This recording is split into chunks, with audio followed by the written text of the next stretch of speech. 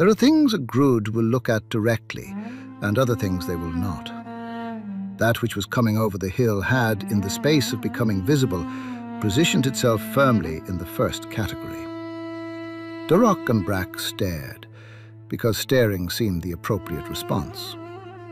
When it came over the hill, it was clearly not so much an it, but a them. A great many of them.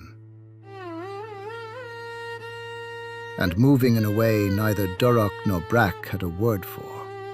Not exactly marching, but most definitely forward, the way the wheat moves when caressed by a fervent wind.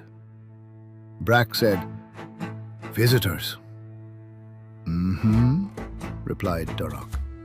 It is important to note here that the Grood word for visitor contains 14 distinct layers of meaning, not one of them enthusiastic.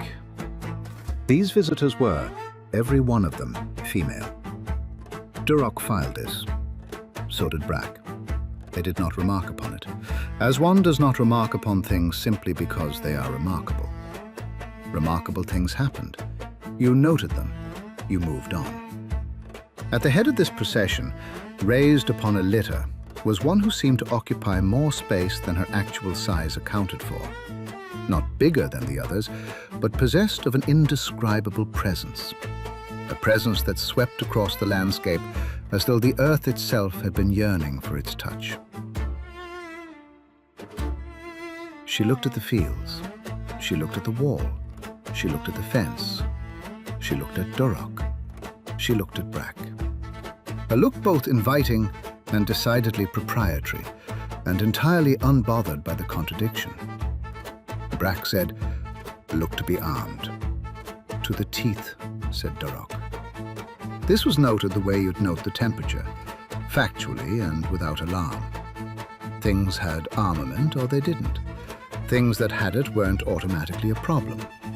No problem, regardless of size, required a great deal of commentary. Their armor was not what Grood armor was. Grood armor was practical. It covered what needed covering in logical acknowledgement that certain parts of an orc were more important than others. The armor on display here did a job. It, simultaneously, did something else entirely. The leather was worked with considerable skill, tooled with patterns that caught the eye and directed it, bronze fittings at shoulders and hips, strapping that followed lines that had no agricultural equivalent.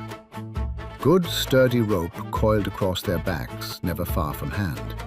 That, at least, made sense. Duroc understood rope. There were nets at every hip, folded with the particular care of things that must open perfectly or not at all, their metal edge weights catching the light. Heavy leather bowlers in clusters of 3, stones smooth, cords supple, worn with an ease signifying practice. Brack pointed. Duroc nodded.